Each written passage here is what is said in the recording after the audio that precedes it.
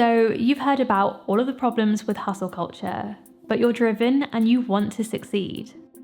I have a type A personality, which means I can be really work obsessed and achievement driven. And that did help me to graduate highest in my year and become a dentist. But when I started working and I carried on the hustle, I realized that it might never end.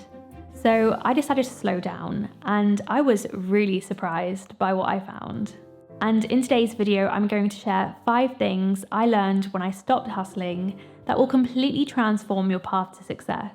But first, let's think about why most of us hustle in the first place. Usually it's because we want to escape the rat race and build something better for ourselves, or because we want to achieve something great and become someone. And that brings me to the first 2 things that I learned when I stopped hustling. When you hustle, you're in the rat race. Let me explain.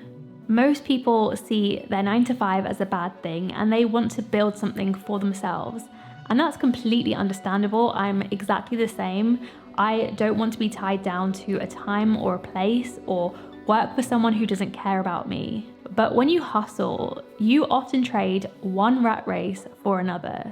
You're working longer hours, you push aside family values and friends, you neglect your health, and forget about your employer not caring about you. You don't even care about you. Now, I completely get that this might be unavoidable for some people, like if you have huge debts to pay off. But at least in that case, you know it's short term. You have a reason behind your hustle and you have an escape plan. But the reality is, there's some people who stay stuck in the hustle because they're actually addicted to the feeling of it. And their work isn't a means to an end, it's what they actually value themselves for. But that's only a small part of it. Some people want a sense of achievement, they want to become someone, and that was definitely me. It wasn't enough for me to just become a dentist, I had to be the best in my field. But when I stopped hustling, I realized that something deeper was going on. Maybe you're insecure, maybe you're lost and you don't really know who you are, or maybe you're lonely. I mean, I don't know, I'm not a psychologist, I'm just some random person on the internet, but from my experience, whenever you hustle, it tends to be a distraction from what's really going on. It's something that helps us to block off all our emotions and it makes us feel like we're in control. But the problem is, you could achieve everything you want to and it will never be enough. You'll forever be looking for external validation, and hustling will always be your vehicle for delivering it. So if you truly want to escape the rat race and you want to become someone, you have to put yourself above the hustle. You don't have to do more, you have to be more. And at the end of this video, I'll explain how I was able to be more, even though I was doing less. Now, I know a lot of you are probably thinking that I don't know your personal situation. You might have increased mortgage rates, huge debts, or you might really despise your job. And let me be the first to say that I'm not against hard work at all. But what I've realized is that purely focusing on hard work stopped me from having more success and money. And this is one of the more surprising things that I learned when I stopped hustling. When you're willing to work hard, it often means that you'll put in more than 100%. And whilst that's admirable, it's not smart. While you're working 12 hours a day, there's some successful people who are only working 4 hours a day. And that's because they're not giving 100% to everything.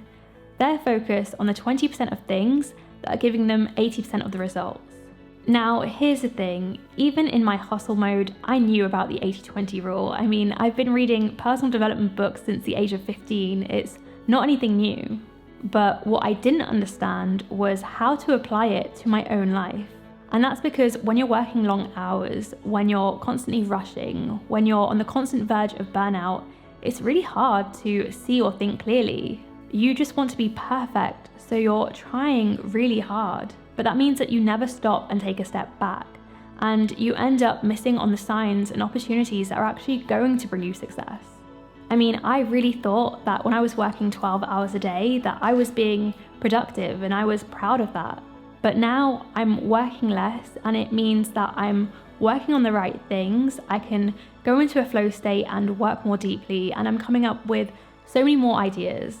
And I genuinely think that's one of the things that has helped me to build 5 income streams, whereas before I was reliant on just one. But it's not just financially where things have changed for me, and this is where things get interesting.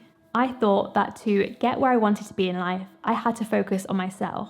And especially because I've had bad experiences with bosses and friends, I wanted to make sure that no one would ever get in the way of me and my goals. But when I slowed down and I actually made time for people, it wasn't just my social life that improved. Almost everything did. I learned so much more because I was actually curious about things. My social skills got better, which means I was able to put myself out there, even in situations like this YouTube channel. And I became better connected, which opened up doors for me. I think it's become really common for young people to put off relationships so they can focus on their career. But I think this is a big mistake. Relationships aren't a hindrance to success. In fact, sometimes they can be a contributing factor. I mean, if I think about my marriage, it not only has given me joy and love, but having someone to split the bills and rent with means there's less financial pressure, and that means I can take more risk. My husband has a very different mindset to me, and that means I've learned so much more. And having someone to celebrate the wins with means when I do achieve something, I'm not just looking for the next goalpost. And it's not just relationships, even friendships. I have one friend who's a photographer who's given me so much advice about lighting for my YouTube videos.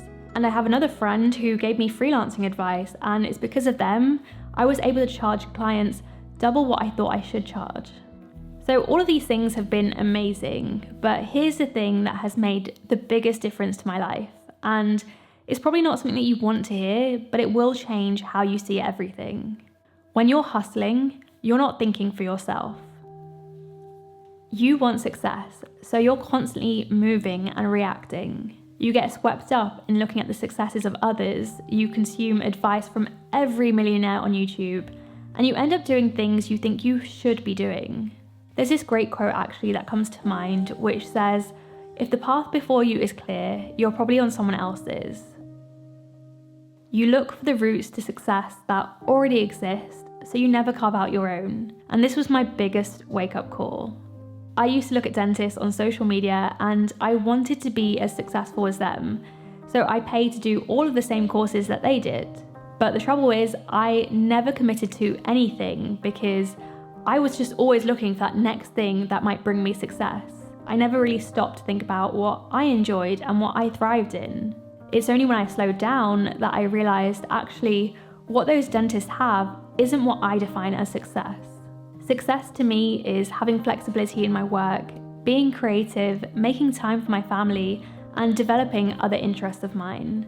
And when I realized this, I didn't have to wait for a day in the future where I gave myself permission to be happy. I could start making simple changes to my life straight away to live my dream life. So I cut my hours back as a dentist to 2 days a week. I started creative side projects, which eventually led me to being a freelancer. I built some passive income, and I prioritized my family and hobbies. Social media and society will always make you feel like you have to do more. But when you block out that noise and you slow down long enough to figure out what you value, you get to design your own life and success. You get to be so much more.